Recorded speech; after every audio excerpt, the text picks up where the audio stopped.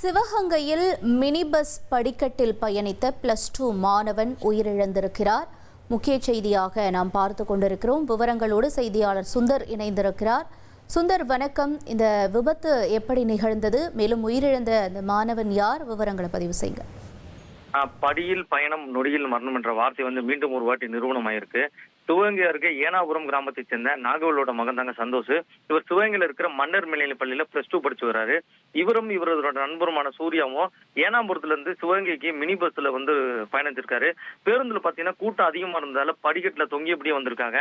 சிவகங்கை அருகே, அதாவது பேருந்து நிலையம் அருகே இருக்கிற பாத்தீங்கன்னா பாலத்தை விட்டு இறங்கி உடனே பேருந்து மாதம் பள்ளிவாசல் அருகே வரும்போது பாத்தீங்கன்னா பக்கத்துல இருக்க தனியார் பேருந்து வாகனத்தை முந்தி செல்ல முயன்ற போது ஓட்டுநரோட கவனக்குறைவால 2 பஸ்ஸுகளும் பக்கவாட்டுல மோதிக்கிட்டுச்சு. இதுல படியில பயணம் செய்த சந்தோஷ் இடுப்புல பலத்த காயமடைஞ்சு மருத்துவமனைக்கு கொண்டு செல்லும் வழியிலேயே பரிதாபமா உயிரிழந்தாரு. இவரோட நண்பர் பாத்தீங்கன்னா சூர்யா இடது காலில் முறிவு ஏற்பட்டு சிவகங்கை அரசு மருத்துவக் கல்லூரி மருத்துவமனைக்கு சிகிச்சைக்காக அனுமதிப்பட்டிருக்காரு. இந்த விபத்து குறித்து சிவகங்கை நகர் காவல் நிலையம் போலீசார் வழக்கு பதிவு செய்து விசாரணை மேற்கொண்டு வராங்க. பள்ளி நேரங்களில் போதுமான பேருந்துகள் இயக்காதும் ஓட்டுநரோட அஜாக்கிரதை விபத்துக்கள் தொடர்ந்து வருவதாக சமூக ஆர்வலர்கள் குற்றம் சாட்டி வராங்க.